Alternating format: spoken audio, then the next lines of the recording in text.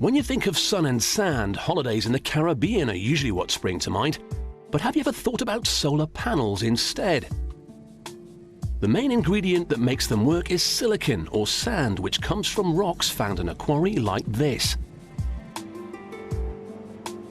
It's out of the quarry and into the fire. The first stage is to get the silicon out of the rocks, and that's done in this enormous furnace. Temperatures reach well over 2000 degrees Celsius. This is unbelievably hot and also quite dangerous. To keep their eyebrows safe, the men work the ore using long poles. Silicon is used to make everything from window glass to the processors in your home computer, and without it, a solar panel just wouldn't work. Huge barrels are used to carry it around the factory. Nothing else could withstand the immense heat involved. In this form, it is liquid molten silicon, but to make solar panels, certain chemicals need to be added to it. First, the ore needs to be crystallized, which occurs here in this cooling machine. The silicon is so hot it could melt right through it, but the boffins have come up with a solution. Cold water is pumped round it as it works, which acts like watery air conditioning. The super-hot crystallized silicon emerges from the machine. But how will this help to harness energy from the sun? Solar panels are made using thin slices of silicon which have two unique layers in them. These are created using two chemical processes which affect the silicon at different times during production.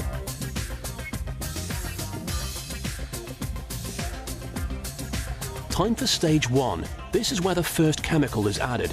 It will help make the silicon more conductive. To get the two combined properly, the tank is sealed into a large furnace and left for 2 days. It's like cooking a big stew, and the chef keeps a close eye on his recipe. When the buzzer rings, the cooking is complete. The furnace is opened and the silicon block emerges. This block would be far too big to put on your roof, which is where solar panels usually go. The average roof wouldn't support it, so now it needs to be cut down to size. Cutting solid crystal isn't like cutting butter. It can be very dangerous, so a protective shield is raised to keep workers safe. Diamond-tipped blades then slice through it, cutting individual panel-sized columns ready for the next stage.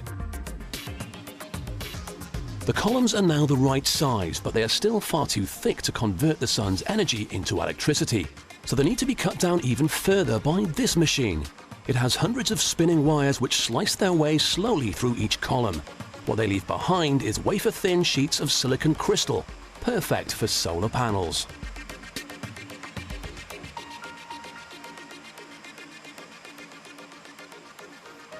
The slicers must be separated to be cleaned, but no machine exists that's sensitive enough to do it without breaking them. It must be done by hand because the panels are barely fingernail width and incredibly fragile.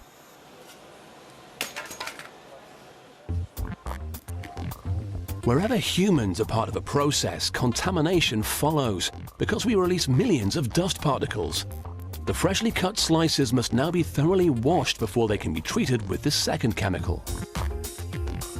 Once the treatment is in place, the panels are returned to the furnace and baked to create the two separate layers. No, this isn't a pattern for a new kind of urban camouflage. It's the basic unit that makes up a larger solar panel. It comes in 2 different colors, but this isn't a fashion statement. The blue shade is added so the panel can absorb more light and make more energy. The panels are also treated with an anti-reflective coating, which is painted on and then baked into place. Any light the panel reflects would simply be wasted energy. Now, the panels are clean, properly treated, and wearing this season's colors. They're ready to make electricity. But how do you get power out of them? High-tech computers align the panels, and the next machine paints a layer of this grey gunge onto them. It looks like bad school custard, but it's actually semi-liquid metal. It helps conduct energy from the panel into the electricity grid and through a plug into whatever appliance you're using.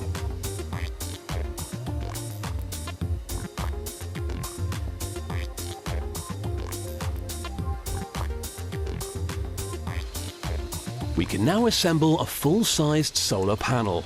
Each wafer acts like a battery that generates its own electricity. But to get power out, the panels are assembled in rows connected by metallic pathways.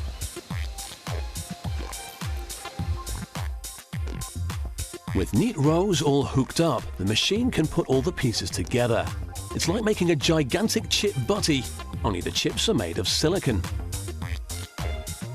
A large slice of glass makes the base, followed by layers of adhesive paper, the silicon panels, and more adhesive to hold it in place. The final layer is the frame to hold it all together. Even though English weather isn't always sunny, solar panels can work in our cloudy conditions. They just need to be cleaned, installed, and plugged in.